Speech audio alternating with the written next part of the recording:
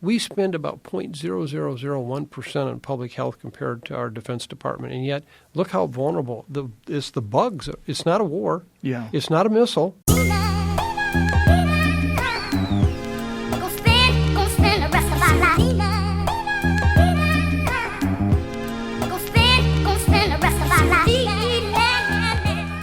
I recently just came back from a vacation in Mexico while all of this COVID-19 business was unfolding in North America. Made a video about what it was like traveling during that time. Maybe check it out. What else you doing? So yeah, this is day 8 of self-isolation. Luckily, I got 2 roommates to do it with, so... Number 23, man, like Michael Jordan. That's pretty sweet. And I was thinking, the only real way to follow up my last video would be a podcast breakdown about coronavirus.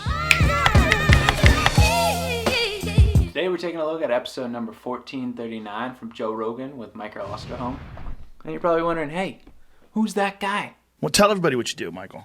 Well, thank you. I'm, for lack of a better term, a medical detective. I've spent my whole career tracking infectious diseases down, trying to stop them, trying to understand where they come from so we can make sure they don't happen in the first place, but most of all, trying to respond to situations just like this. So what is COVID-19? COVID-19 is a newly discovered sibling in the coronavirus family. It's the brother nobody in the world wanted. It acts the same as an influenza, which is a virus that attacks your respiratory system. Isn't that just fantastic? Well, first of all, you have to understand the timing of it in the sense that it's just beginning. And so in terms of what hurt, pain, suffering, death has happened so far is really just beginning. This is going to unfold for months to come yet, and that's, I think, what people don't quite yet understand. And so this really is acting like an influenza virus, something that transmits very, very easily through the air. We now have data to show that you're infectious before you even get sick, and in some cases, quite highly infectious. Just breathing is all that you need to do. Well, he was sure right about that, wasn't he? I remember listening to this podcast on March 10th when it came out, thinking, what? No way. They're going to figure this thing out, no problem. Well, it's now March 29th, and we still have no idea what's going on. But hey, Bill Gates warned us about this like 5 years ago. We're definitely prepared for this situation, right? It seems like we're not really prepared for something like this, although the CDC's been telling us for a long time that we should be. You know, we are not prepared at all in the sense. You know, I wrote the book, Deadliest Enemies, that was chapter 13. The title of the chapter was SARS and MERS, a harbinger of things to come. You know, we predicted this. You know, it's the kind of thing where we hear it, but we don't get prepared.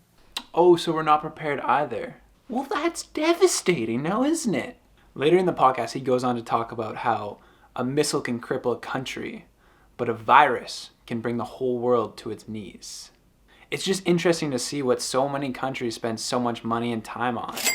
Even though countless experts have predicted something like this happening, we've done very little to prepare for it. Next, let's talk about one of the most popular conspiracies. Is this thing a bioweapon? And then I went on to serve on a group here in the United States that was basically the National Science Advisory Board on Biosecurity, safety issues. So I've had a lot of experience in this area. And so I bring that to the table and I tell you there is no evidence whatsoever that this is a bioweapon or that it was accidentally released from the Wuhan lab.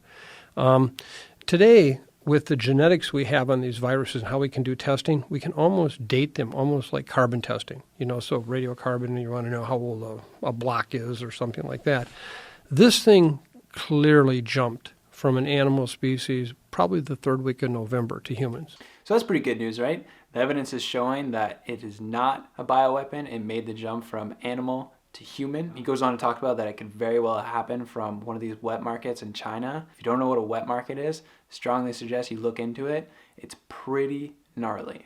My only thing with this point is that if China's smart enough to be experimenting with bioweapons, they're probably smart enough to cover up their own tracks, just in case a scenario like this happened where something leaked. But what do I know?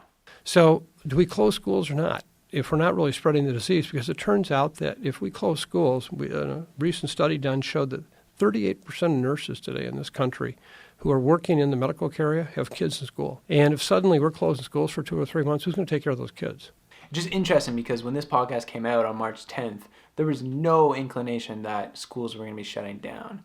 But in Canada, they did shut down. And now they're thinking about keeping them shut down till next September, which is insane. As if you need another reason to appreciate all those nurses and doctors working 18-hour shifts in the hospital every day. Okay, I'm going to end this with 5 quick thoughts. Number 1, do what you can. Distance yourself from as many people as possible. As my buddy Eric Patterson would say, flatten that curve. Number 2, if you're buying stuff in bulk to sell it as a profit, you suck. Number 3, watch Contagion. The ending is spooky similar to what's happening in real life. Number 4, my new life goal is to be able to buy an island in case this ever happens again. And number 5, if you didn't post your home workouts before all of this, don't do it now. Because hey, look at me. Nobody cares. All right, that's it. Go listen to this podcast. Super informative. Link below. And then after that, just go listen to more podcasts. Rocks, that is Dr. Phil girl licking a toilet seat for some sort of notoriety. You do something disgusting and idiotic for attention, you call it the coronavirus challenge. The only coronavirus challenge that's happening is the fact that the rest of us have to be on the same fucking planet as you. But they don't. shit is so funny.